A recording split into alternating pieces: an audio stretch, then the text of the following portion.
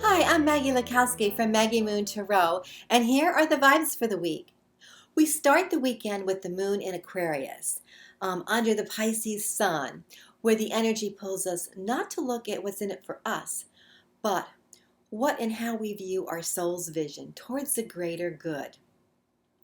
In our global community, examining the whys of what we're here to do at this moment in time and being able to expand it out over time and look at the big picture and what we want our part to be. We're also in a mystical time when our intuition is high. It's the balsamic moon. It's a few days before the new moon in Pisces. There are openings, and this is the time when we can receive the answers we've been seeking. Things become revealed, along with asking and receiving messages from those who have passed on, because the veil is sin. And on Saturday, Mercury enters Pisces for a couple of weeks, which enhances our communication from our right brain. That's the creativity, imagination. But it can bring energy that is a bit scattered. So using grounding techniques can help pull us back into the center. And this continues through the Pisces new moon and the solar eclipse on the 8th. Most of March, we're under that Piscean, Neptunian energy, so our dreams become important as they are sending us strong messages. So get out your journals and write them down.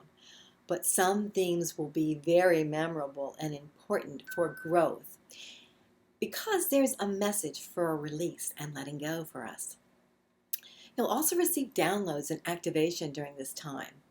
Also on Saturday, the 5th, Mars moves into Sagittarius, which creates movement, even though we may want to just sit and daydream a bit. So the treadmill and my bike will be calling to me to move this weekend and maybe getting in a little dancing too. And with these two planet changes, Mars and Sag and Mercury and Pisces, we'll feel some energy shifts, so just be aware and look at it from a loving perspective. And Chiron, the wounded healer, is in Pisces and in opposition to Jupiter, which makes things larger than life for the next 6 months. So we look at those areas of our life that need healing so we can release any blocks, so we can grow. So we'll look in our magical medicine bag to see what can help us with healing in those areas of our life. There are opportunities for new starts with the Pisces new moon and also endings with the solar eclipse being conjunct the south node. But we'll be given the grace to know we are releasing and letting go to reach the next level, relationship or spiritual understanding. And then at the end of the week, the moon moves into Aries, which takes our new moon wishes and gives them that fiery spark to rocket them out into the universe. So this week, I chose to read with the visionary Chrysalis Tarot for its healing and wisdom as the veil is thin at this time. The paintings of the Chrysalis Tarot are by Holly Sierra, and the text is written by Tony Brooks, and it's published by US Games Inc. And they have just released and published a much anticipated illustrated companion book called The Chrysalis Tarot. It expands upon the interpretation and symbols and ancestral energies of the Chrysalis Tarot cards, adds richness to their stories, along with Holly's original sketches and her thoughts around creating the images and symbols, along with Tony's wisdom. It's definitely a must-have, and in times of uncertainty, we look for clues and those cosmic breadcrumbs. The stories in the book and the characters in the Chrysalis are alive. They come from our ancestors, which can be our allies and challengers. They can offer healing, a greater understanding of the threads that connect everyone throughout all time and call you to remember to stand between the worlds, hear and feel the vibrations and wisdom that are encoded in each one of us. So let's get started. And for the beginning of the week, I pulled a member of the troupe, or traditionally the royals or court cards, and that's the Illusionist, the mystic, the Knight of Stones. Stones in the Chrysalis correspond to the element of earth. And this Renaissance magician, with the dove as his attendant, reminds us not to be distracted by illusions, our ego, and miss the important messages from our soul. with all the shiny objects and distractions that we're faced with. This mystic comes out as a messenger to bring our attention back to our spiritual work, and the dove represents the spiritual truth we're seeking and to share in our lives. And this comes at a perfect time with the vibration of Mercury entering Pisces, as we can feel a bit in a fog in our mind, and this illusionist and his magic snaps us right out into the Mars-Sag energy. And the quote from the companion book, it's from Virginia Woolf.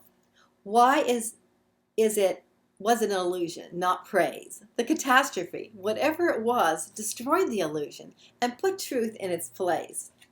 And then in the middle of the week, Ariadne, traditionally death, and the attribute is transformation. It's card 13. She stands at the labyrinth holding a disc with the image of the Minotaur, half man, half bull, or our shadow. She asks for us to reclaim our power by bearing witness to the shadow or fears and loving them so we can be present in the light. And in the other hand, she holds a spindle of yarn to take with you into the labyrinth so you can find your way out. The labyrinth is a place where we can come when we feel grief, a sense of loss, need comfort and grounding, and be open to receive a message for our next step. And people also walk the labyrinth for clarity, in prayer, and seeking peace. And Adriani will provide the guidance and protection while you do your work. It can correspond to the time of the dark moon, leading up to the new moon, where we often face our shadow. She can help all who enter. And the point of a maze is to find its center. The point of a labyrinth is to find your center. And at the end of the week, the Phoenix, Judgment, card 20. And its attribute is resolution. This mystical creature, which we all are familiar with, rises from the ashes. So can we, after we've understood the hard lesson on our soul's journey. And then the work of forgiveness comes in. So don't judge yourself as unworthy, but break free of any fears or perceived limitations from the past. The Phoenix, with her vibrant colors, raises our vibration, and we're able to rise for the next part of our hero's journey. Others see us rise and celebrate, and they can too. The Phoenix has healing powers, as does color. So as we go into this week with the Pisces new moon and solar eclipse, this Phoenix can help us. It can speak to us of the overall energy this week in the heavens too. And as the legend goes, when the Phoenix resurrects from the flames, she is even more beautiful than before. And that quote's by Danielle Laporte. And that, my friends, are the vibes for the week. Thank you for stopping by. And if you've enjoyed this video, I invite you to click on the like and subscribe buttons and share with your friends.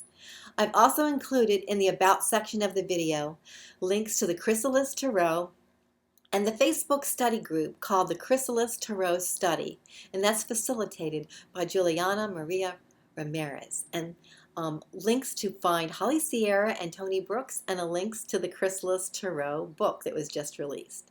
And to my website, MaggieMoonTarot.com, in case you'd like to contact me or schedule a reading. So until we meet again next week, laugh often, love much, create your own happiness, believe in miracles and magic, be kind and support each other. Namaste.